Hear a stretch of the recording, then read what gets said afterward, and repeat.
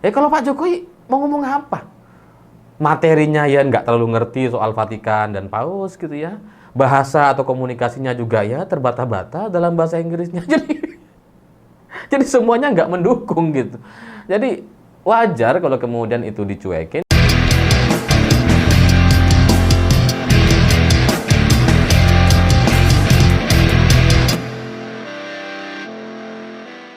Selamat malam semuanya. Pemberitaan terkait Pak Jokowi yang hadir di acara pemakaman Paus di Vatikan sebenarnya di media internasional itu sepi sekali. Nyaris nggak ada pemberitaan ya, karena media-media mereka itu terfokus untuk memberitakan kepala negara mereka masing-masing gitu. Tapi di Indonesia itu ramai sekali, heboh sekali. Seolah-olah kedatangan Pak Jokowi ke Vatikan ini adalah sebuah prestasi yang sangat luar biasa gitu ya, yang tak tertandingi sepanjang sejarah Republik Indonesia.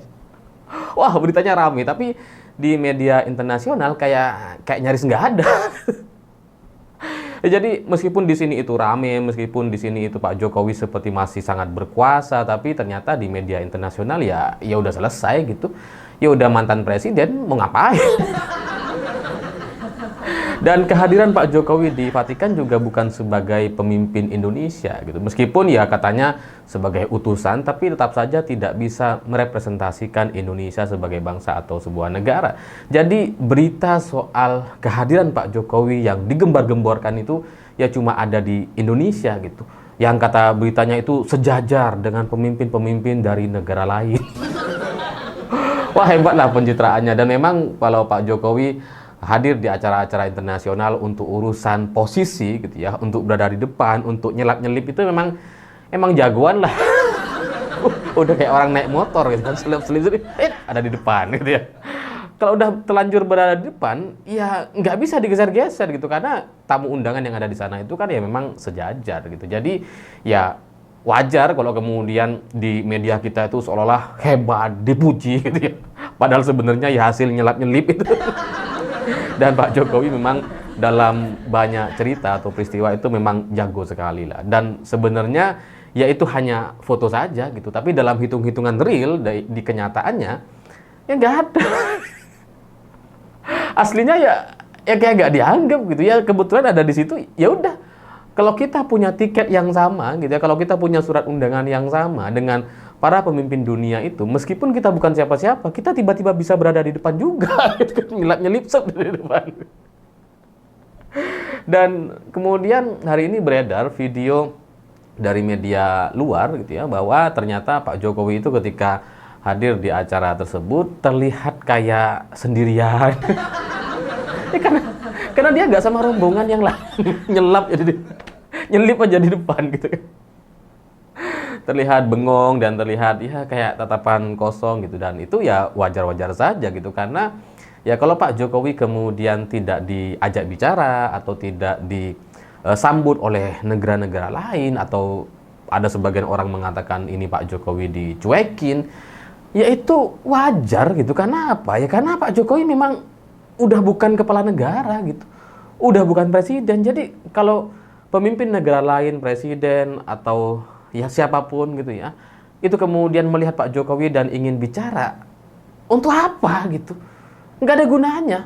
Mau bicara soal hubungan antar kedua negara kan nggak nyambung gitu. Mereka presiden, Jokowi udah bukan. Dulu iya mungkin, tapi sekarang udah beda gitu kan. Ya sama lah seperti bos-bos kalian di perusahaan-perusahaan besar, ketika dia sudah tidak menjadi CEO, sudah tidak menjadi direktur gitu, ya ketika datang ke kantor, biasa aja.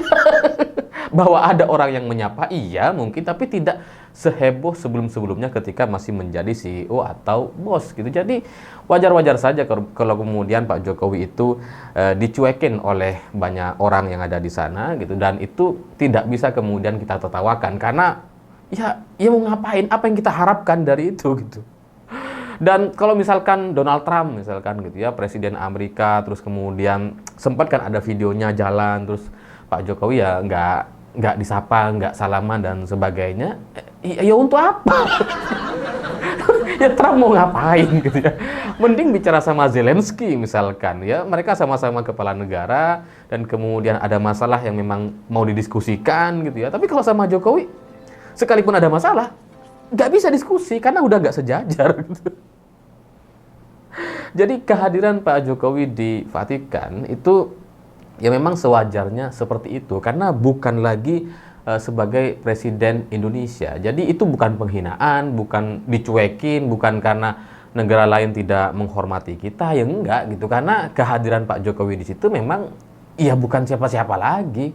Mantan presiden iya, tapi menjadi tidak sejajar dengan pemimpin-pemimpin dari negara lain. Nah, kalau Pak Jokowi ingin berkomunikasi gitu ya, ingin terlihat ngobrol dan menyapa para pemimpin negara tersebut, ya dia harus yang memulai lebih dulu gitu. Dia harus atraktif tuh, harus mau memulai gitu ya, harus komunikatif, perkenalkan diri atau masih ingat nggak dulu gitu ya. Pokoknya dia harus memulai duluan Pak Jokowi, karena kalau enggak, ya pemimpin negara lain juga nggak akan memulai, karena bagi mereka ya ngapain? ngapain bicara gitu. Yang Pak Jokowi udah bukan siapa-siapa gitu. Jadi ya itulah yang kemudian membuat Pak Jokowi kelihatan sendirian di situ dan bengong aja gitu. Karena ya memang ada masalah gitu ya dari soal penunjukan Pak Jokowi ketika hadir di Vatikan. Yang pertama, sudah bukan presiden dan kemudian sudah juga tidak memiliki jabatan apa-apa di Indonesia sehingga kepala negara lain tidak punya alasan. Lalu soal komunikasi ini juga menjadi hambatan rasanya gitu ya. Pak Jokowi bisa berbahasa Inggris ya, we talk the talk bisa. Ya cuma kalau kemudian memulai obrolan duluan gitu ya, itu mungkin akan sangat berat gitu ya. Ya kalau dulu sebagai presiden beda gitu. Kalau dulu sebagai presiden sekalipun Pak Jokowi tidak terlalu fasih atau lancar berbahasa Inggris, ya kepala negara yang lain itu akan menunggu gitu. Kalau perlu bawa penerjemah tuh yang bisa bahasa Indonesia untuk bisa berkomunikasi dengan Pak Jokowi. Tapi sekarang ya udah mau ngapain? Sekarang ya sekalipun Pak Jokowi bawa penerjemah mungkin juga nggak akan direken sama kepala negara yang lain. Ngapain? Jadi itu sebenarnya bukan karena Pak Jokowi tidak dihormati, bukan karena dicuekin, bukan karena kepala negara lain itu tidak menganggap Indonesia dan sebagainya. Ya karena pastinya itu karena bukan presiden lagi. Dan itu bagi saya wajar-wajar saja. Dan selain itu juga mungkin kalau kita bicara soal pemakaman Paus gitu ya, mungkin ya Pak Jokowi juga tidak terlalu paham, tidak terlalu ngerti soal Vatikan, soal tata cara di Katolik bagaimana prosesi untuk mengantar pemakaman gitu ya. Mungkin Pak Jokowi juga nggak terlalu ngerti. Ya itu wajar juga gitu. Kalau Pak Jokowi sangat mendalami, sangat mengerti, malah aneh, malah salah gitu. Wajar kalau kemudian Pak Jokowi juga nggak ngerti. Ini bukan karena saya ingin membela Pak Jokowi, enggak gitu ya. Tapi ya memang seharusnya begitu gitu. Seharusnya Pak Jokowi tidak terlalu mengerti. Dan saya juga pernah sebenarnya di posisi yang seperti ini gitu. Saya paham betul lah bagaimana kemudian diutus atau diundang ke sebuah acara yang secara mayoritas kita tidak kenal gitu. Dulu aja saya pernah tuh. Meskipun saya kenal diundang ke nikahan anaknya bos gitu ya. Meskipun saya kenal dengan bosnya gitu ya, saya nggak kenal sama anaknya, nggak kenal sama keluarganya, apalagi kolega-koleganya dan teman-teman yang hadir di acara tersebut. Ya tapi saya datang gitu. Kenapa? Ya karena diundang dan kemudian ya ketika ada di sana adalah satu staf yang saya kenal, sama bosnya ya juga kenal, sehingga ketika mau mulai obrolan itu ada bahan gitu. Oh saya kenal sama Pak Bos di mana? Pernah ketemu. Oh saya pernah kerjasama ini dan sebagainya. Itu ada bahan obrolannya ada. Gitu. Nah, kalau Pak Jokowi mau ngomongin apa? Oh, dulu Pak Us pernah ke Jakarta ketika saya masih jadi presiden. Tapi kan itu nggak mungkin itu disampaikan kepada kepala negara yang lain. Ngapain gitu? Kepala negara yang lain juga sama. Oh iya juga dulu pernah ke negara saya. Tapi itu kan bukan kualitas obrolan antar pemimpin negara gitu. Jadi ya perasaan Pak Jokowi pasti ya campur aduk ketika berada di situ gitu ya, sehingga kebingungan atau raut wajah Pak Jokowi yang terlihat mematung atau termenung ya itu menunjukkan bahwa memang posisinya itu ya serba salah gitu. Kalau Pak Jokowi datang ke Vatikan di antara pemimpin negara di dunia ini gitu ya, itu ya menjadi seperti posisi atau tempat yang seharusnya tidak ada Jokowi di situ ya, karena yang lain pemimpin-pemimpin negara, ini ada mantan pemimpin negara. Kan seharusnya nggak ada di situ. Dan kalau mau ngobrol juga, itu juga akan ada kendala gitu. Kalau saya, dalam kasus saya, misalkan saya pernah hadir di acara wisuda Pak Bos, pernah hadir di acara nikahan anaknya Pak Bos gitu ya, masih ada bahan tuh. Dan bahasanya ya masih bahasa Indonesia misalkan gitu ya. Kalau Pak Jokowi mau ngomong apa? Materinya ya nggak terlalu ngerti soal Vatikan dan Paus gitu ya. Bahasa atau komunikasinya juga ya terbata-bata dalam bahasa Inggrisnya. Jadi semuanya nggak mendukung gitu. Jadi wajar kalau kemudian itu dicuekin, dan sebenarnya sudah menjadi satu prestasi kalau Pak Jokowi bisa berada di depan seperti pemberitaan-pemberitaan yang ada di Indonesia. Dan selain itu, dalam beberapa bulan terakhir atau menjelang Pak Jokowi itu lengser, itu kan sebenarnya ada berita soal kandidat tokoh koruptor terkuat di dunia lewat OCCRP, dan itu salah satunya adalah Pak Jokowi, dan itu menjadi bahasa di dunia internasional meskipun di negara kita itu tidak dipercayai. Biasalah, negara kita kan suka kebolak-balik gitu ya.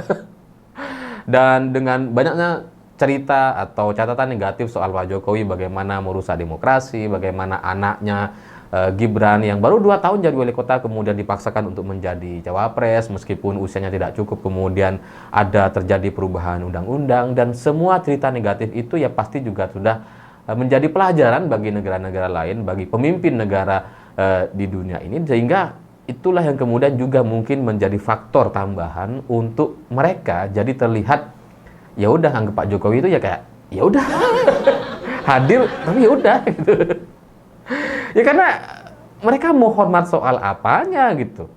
Secara pribadi mereka nggak kenal, bahwa dulu pernah ketemu sebagai sesama kepala negara, bukan karena hubungan antar pribadi atau hubungan ya yang saling kenal gitu ya. Beda dengan misalkan Ibu Megawati, meskipun sekarang banyak orang juga yang ngejek-ngejekin Ibu Megawati. Jadi ya kalau Ibu Mega yang hadir mungkin akan beda gitu ya, karena hubungan internasionalnya dan kenalan dengan orang-orang yang ada di luar negeri sana itu ya banyak gitu. Sebagai anak Bung Karno, sebagai anak pendiri bangsa ini ya secara sejarahnya itu ada. Karena kalau Pak Jokowi nggak ada. Dia hanya sebagai seorang presiden, pernah menjabat sebagai presiden, latar belakangnya selesai. Nggak ada lagi yang bisa dibicarakan. Jadi ya bagi saya ada orang-orang yang menertawakan terkait Pak Jokowi yang dicuekin dan sebagainya, itu adalah apa ya? Adalah kesimpulan yang terlalu dibesar-besarkan gitu. Karena memang sewajarnya Pak Jokowi seperti itu ya, karena memang mau ngapain, masa kepala negara yang lain mau hormat, wah, mau ngajak foto selfie, nggak bisa. Udah bukan presiden. Ya semoga ini bisa dipahami, dan saya tidak dalam posisi untuk membela atau menyampaikan klarifikasi terkait ini. Saya pikir itu. Terima kasih sudah menonton. Begitulah kura-kura.